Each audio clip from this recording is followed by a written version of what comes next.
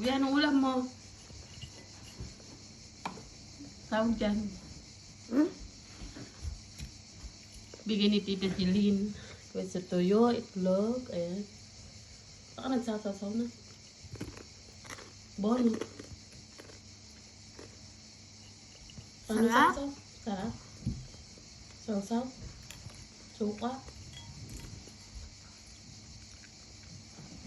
Hindi mabaho. Ito yun. Ito babaho. Pero masarap.